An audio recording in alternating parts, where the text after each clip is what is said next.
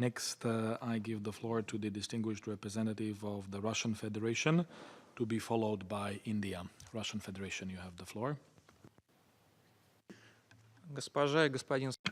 Distinguished co-chairs, we thank you for convening today's meeting dedicated to the working methods of the General Assembly. We have carefully listened to the briefings of the chairs of the main committees of the General Assembly.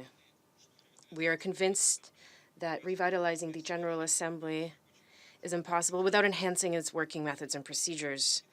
They must develop dynamically and meet the needs of the times. We often hear that revitalizing the work of the General Assembly is a political matter. But until this organ begins to function effectively from a technical standpoint, we can hardly expect for its political clout to increase.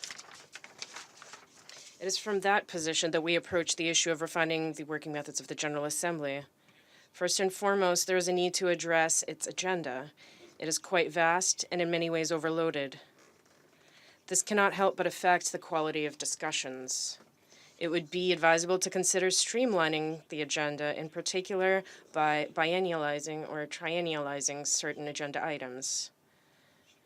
We believe it is necessary to continue working on lightening the high-level week of the general debate, given the busy schedules of heads of states and government and foreign ministers. For instance, the number of high-level events held during this period should be limited. The rest of these events should be evenly distributed throughout the entire session. It is important to speed up the process of publishing statements by the President of the General Assembly, his letters, as well as decisions adopted by the GA and other information required by delegations on relevant sections of the UN website. This must be done in the 6 official languages of the organization. There is some progress in this direction, but it remains insufficient. As regards the implementation of the resolutions of the General Assembly, here the problem, as we see it, is not only a lack of political will.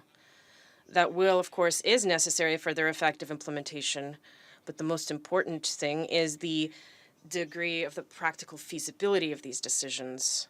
Before submitting certain drafts for consideration, it's important to understand to what degree it is possible to implement them in case they are adopted. Overall, the work of our working group when it comes to working methods of the General Assembly requires maintaining a pragmatic approach. Our guiding principle should be less is more. Meanwhile, any initiatives, I'd like to underscore this once again, must be based on strict compliance with the system of distribution of prerogatives between the principal organs of the United Nations as enshrined in the Charter. Thank you for your attention. I thank the distinguished representative of the Russian Federation for his statement.